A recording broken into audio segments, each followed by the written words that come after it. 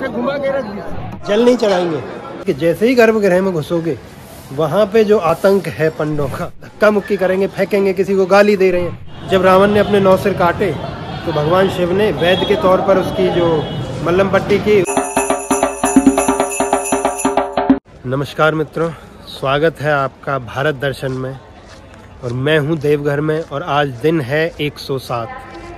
106 दिन मुझे इस भारत दर्शन यात्रा में हो चुके हैं।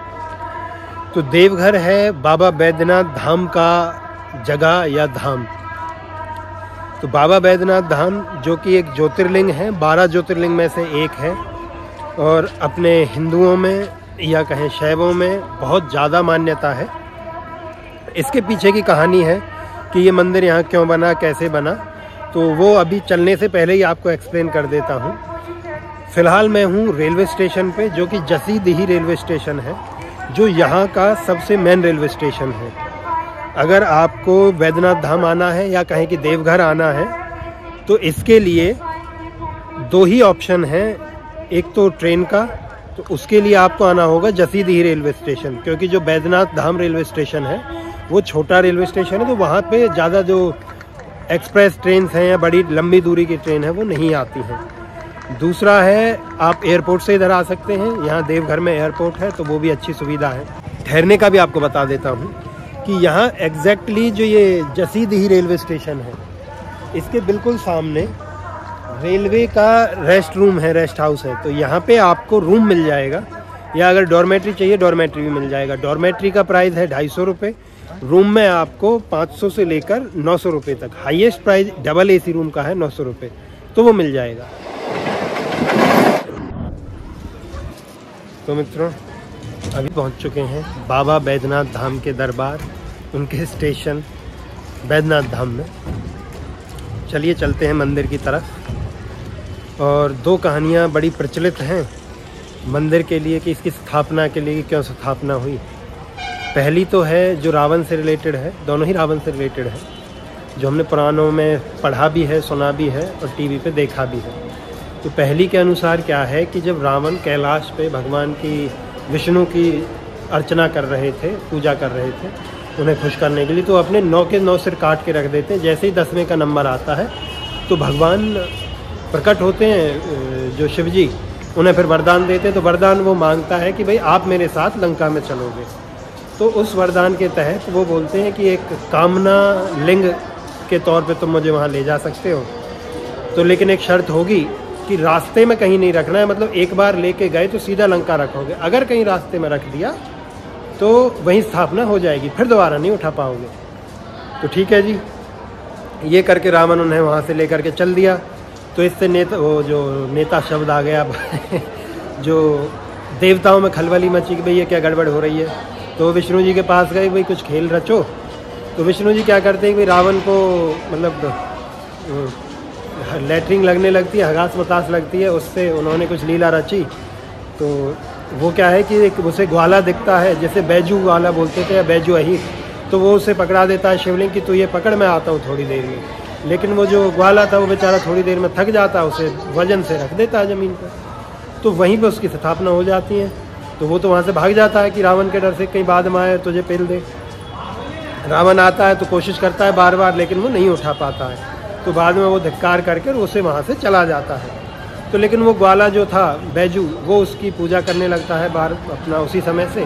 तो कहा जाता है उसे भगवान दर्शन देते हैं, शिव जी दर्शन देते हैं या भोलेनाथ दर्शन देते हैं और उसकी जो मनोकामना पूर्ण करते हैं। तो उसके बाद से हमारी पुराणों में एक कथा रही है प्रचलित कि किसी भी व्यक्ति को नाम जोड़ना है तो कह देते थे कि भाई इसके बाद भगवान ने उसे वरदान दिया कि आज से तेरी पूजा, मेरे साथ तेरा भी नाम आएगा। तो उसके बाद से ही तो बैद्यनाथ धाम पड़ा। और बैद्यनाथ का एक कारण और भी है, जो लोग बोलते हैं कि बैद्यनाथ बिगड़ते बिगड़ते पड़ा, पहले ये बैद्यनाथ हुआ करता था। तो बैद्यनाथ का क्या कारण है? बैद्यनाथ आया वैद्य शब्द से। वैद्य मतलब कि जब रावण ने अपने 9 सिर काटे तो भगवान शिव ने वैद्य के तौर पर उसकी जो मल्लम पट्टी की, उसका इलाज किया। तो उसके बाद से भी वो बैद्यनाथ नाम पड़ गया। तो चलिए आगे बढ़ते हैं। तो मित्रों पहुंच गए हैं पश्चिम द्वार के पास में। इधर चारों नहीं दोनों तरफ केवल पेड़ा वाली दुकानें दिखेंगी, क्योंकि बाबा के प्रसाद में पेड़ा एक मुख्य चीज़ है। और भी छोटी छोटी चीज़ें, वो इलायची दाना, चनौरी जो बोलते हैं मीठा, बाकी पेड़ा मुख्य है। तो हम भी लेंगे, प्रसाद लेंगे खाने के लिए। अभी चलते हैं मंदिर।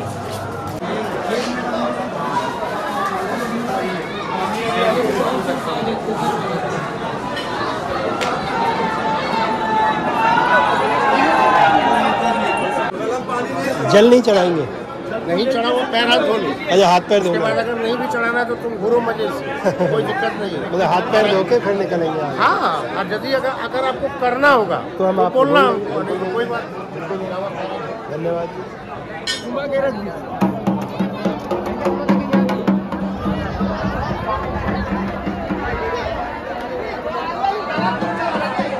तो मित्रों, अभी जा रहे हैं लाइन में लगने के लिए।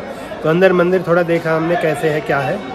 तो यहाँ पे क्या है कि अगर दो तरीके से है, एक तो जनरल लाइन है जो कि थोड़ी लंबी है, उसी में अब लगेंगे 1-1.5-2 घंटा जो भी है लग सकता है दर्शन के लिए। एक है कि आप 250 रुपये दीजिए और प्रायोरिटी लाइन है जो बिल्कुल मंदिर के गेट से, अगर आपके पास समय कम है, पैसा ज़्यादा है तो आप वो भी ले सकते हैं। ठीक है, दोनों ही ऑप्शन सही है। ये जो ऊपर कॉरिडोर देख रहे हैं, ये उसी की लाइन का है। तो मतलब मंदिर से बहुत ज़्यादा दूर जाके एक गली से रास्ता जाता है जहाँ से कि आप लाइन में लग सकते हैं जनरल लाइन के लिए। तो वो अपना एक्सपेक्टेशन रखें कि भाई समय कितना लग सकता है, अंडर एस्टिमेट नहीं करना है कि अगर जनरल लाइन से जाने वाले हो। और वो डिपेंड भी करता है कि दिन क्या है, जैसे सोमवार को या श्रावण मास में बहुत ज़्यादा भीड़ होती है। अभी ये पूरा कॉरिडोर खाली पड़ा है ऊपर से जो दिख रहा था जाली से। तो भाई ये है एंट्रेंस, मतलब यहाँ से आप घुसेंगे जनरल लाइन के लिए। और अगर दूरी नापे तो मुझे लग रहा है कम से कम 300 मीटर के आसपास तो है।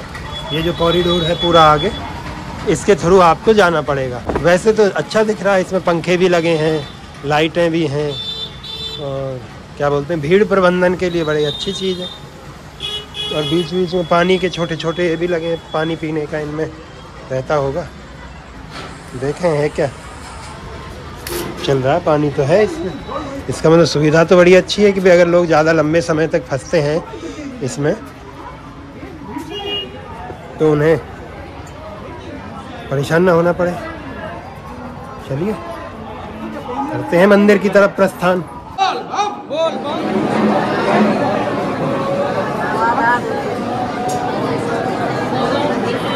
तो मित्रों, अभी लाइन में लगे हुए हैं। छोटी सी लाइन है वैसे, थोड़ी देर की निकल जाएंगे। छोटी सी इसलिए क्योंकि भीड़ जिस दिन होती है उस दिन इसके पीछे इससे 2-3 गुने लोग होते हैं। चलिए थोड़ा समय इधर भी दीजिए, और मुझे लगता है देना चाहिए, क्योंकि लाइन का मज़ा भी अपने आप में अलग ही होता है। लाइन में लग के, भीड़ में लग के, लोगों से मिले नहीं, बातें नहीं की, कोई कहीं का मिलेगा, कोई कहीं का मिलेगा, वो अलग पॉइंट ऑफ व्यू है।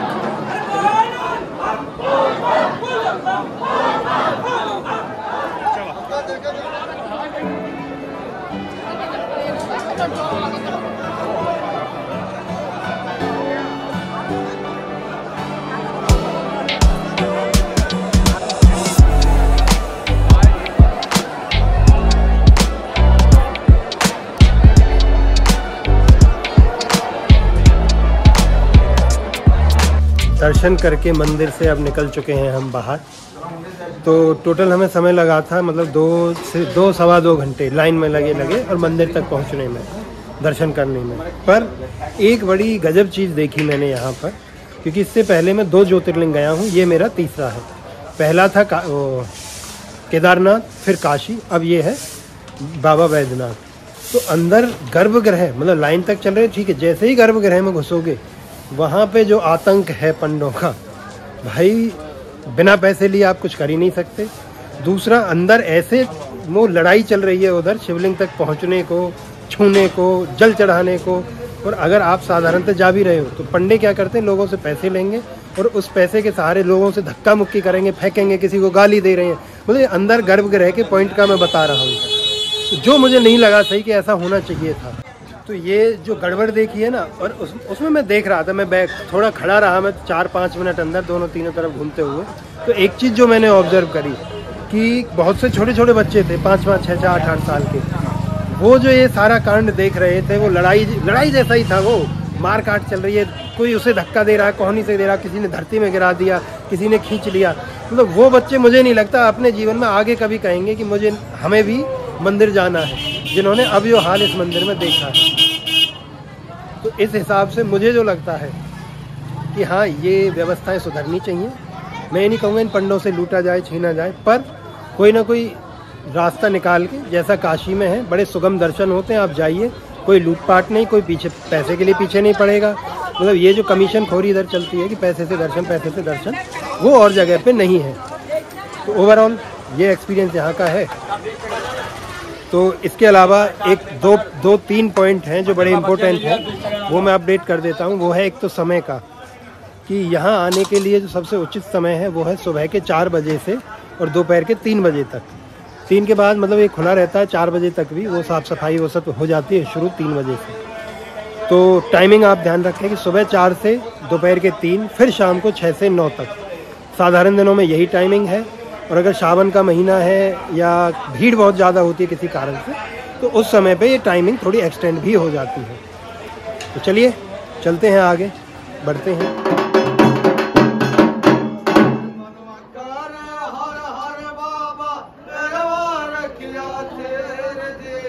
बाबा से दर्शन